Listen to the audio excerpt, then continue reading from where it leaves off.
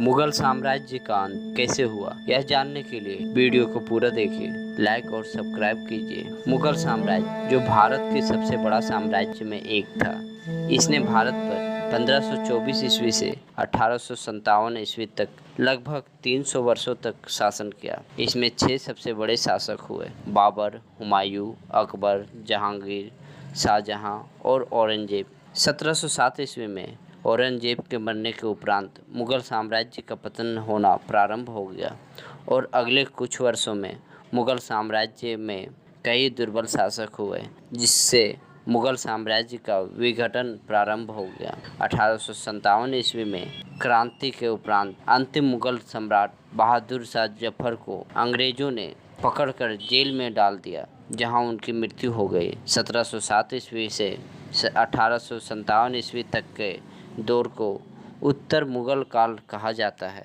मुगल साम्राज्य का स्थापना बाबर ने 1524 ईस्वी में पानीपत के प्रथम युद्ध को जीतकर दिल्ली में किया था। इसके बाद से मुगल साम्राज्य पूरे भारत में फैलता गया। अकबर ने अपने साम्राज्य को पूर्व में अफगानिस्तान से लेकर पश्चिम में बांग्लादेश तक और उत्तर में हिंदू कुश से लेकर दक्षिण में आंध्र प्रदेश तक फैला दिया। बाद में औरंगजेब ने इस साम्राज्य को पूरे हिंदुस्तान में फैलाया, परंतु औरंगजेब के कुछ गलत नीतियों ने मुगल साम्राज्य का पतन का कारण बन गया। इसके पीछे कई कारण थे। नंबर 1, दुर्बल उत्तराधिकारी का होना। मुगल साम्राज्य के उत्तराधिकारी औरंगजेब के बाद दुर्बल प्राप्त हुए, जिसके वजह से मुगल साम्राज्य का अंत होना प्रारंभ हो गया। नंबर 2, मुगल साम्राज्य का बंटवारा। औरंगजेब के बनने के बाद मुगल साम्राज्य को औरंगजेब के 3 बेटों में बांट दिया गया, जिसके वजह से मुगल साम्राज्य छोटे छोटे टुकड़ों में बट गया।